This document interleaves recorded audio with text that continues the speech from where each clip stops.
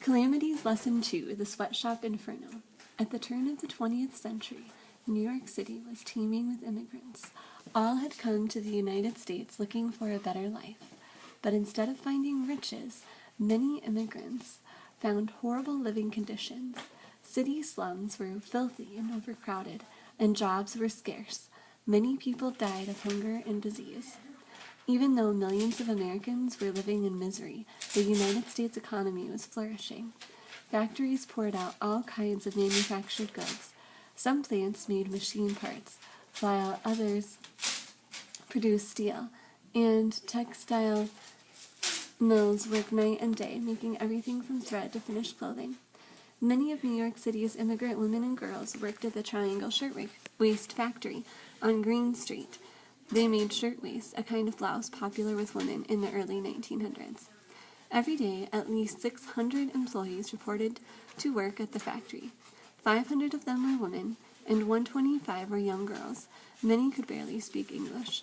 On March 25, 1911, employees at the Triangle Shirtwaist Factory went to work as usual, even though it was a Saturday. Several other companies located in the same building were also open. However, at noon, those businesses closed for the day, and all their employees went home. Those workers were lucky. They didn't have to run for their lives when a deadly fire roared through the factory shortly before 5 p.m., the normal quitting time. The factory was known as a sweatshop. Employees labored long hours for meager wages, as little as 25 cents a day. They worked in unhealthy and dangerous conditions.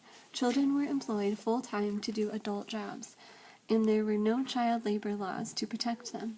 Some sweatshops hired children who were as young as 5 or 6.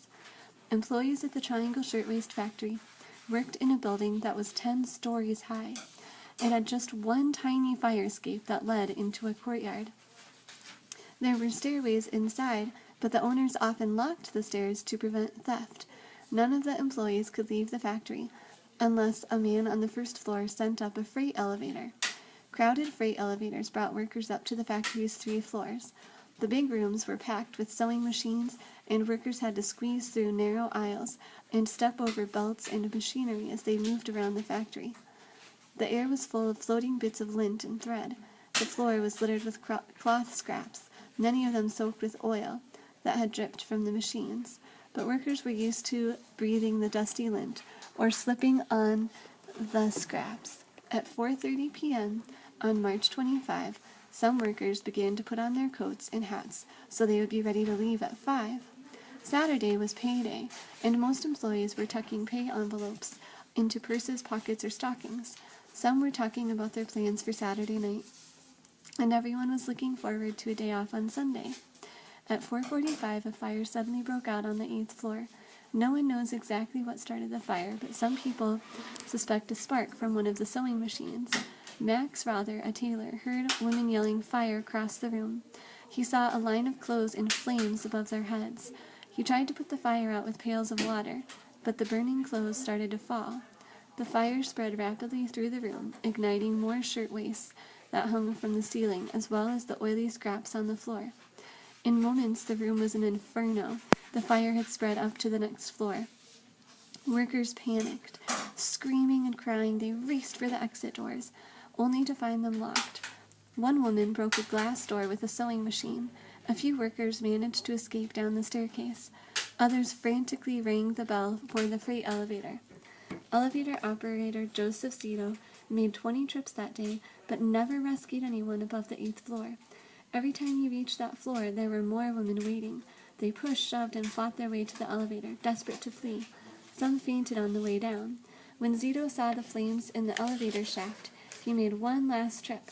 The women left behind must have known he couldn't help them anymore. They started to jump on the top of the elevator cage as it was lowered. Some slid down the elevator cables. "It was horrible," said Zito. "I will never get the sight out of my mind." With nowhere else to go, factory workers rushed to the windows that overlooked Green Street. Onlookers below saw hundreds of desperate women and girls leaning from the windows. Then, one young girl jumped.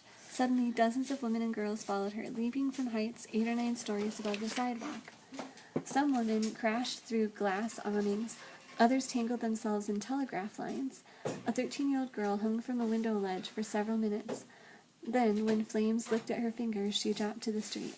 A young couple appeared at the 9th-story window. The two kissed and embraced. They jumped to their deaths. Onlookers pleaded with those still trapped not to jump, but their calls were ignored. Nearly all the workers who jumped from the windows were killed in the fall, but those trapped inside were no better off. Rosie Saffron survived the fire. This is what she remembers. Some girls were screaming, some were beating the door with their fists, some were trying to tear it open. I got to the street and watched the upper floors burning, and the girls hanging by their hands and then dropping as the fire reached up to them. There they were, dead on the sidewalk. It was awful, awful sight, especially to me, who had so many friends among the girls and young men who were being roasted alive or dashed to death. The owners of the company, Isaac Harris and Max Blank, were also in the building at the time of the fire. They rented the upper floors of the building. Blank had been entertaining his 2 children and their governess when the family heard the cries of fire. Harris and the Blank family escaped over the roof of another building. Nearby, university students helped some of the employees also escape that way. But few of the workers knew about that route. Most were desperately trying to get to the street. Fire engines from all parts of the city roared through the streets to the burning factory. When firefighters arrived, bodies were already piling up on the sidewalk. They had to step over them to set up their equipment. They worked quickly to extend their ladders up the side of the building. Then they made a terrible discovery. The ladders only reached the 6th floor. The fire had started on the 8th. Helpless, the firefighters could only watch as the women and young girls screamed for help on the top floors of the building. Firefighters hurried to set up safety nets to catch the women as they fell. The nets weren't strong enough. They tore easily. Bodies were still hitting the pavement. The fire chief said at the scene, "This is just the calamity I've been predicting." He said he tried to get the owners of factories to install more fire escapes and sprinkler systems. He knew many buildings were unsafe, but his fire protection plans were opposed.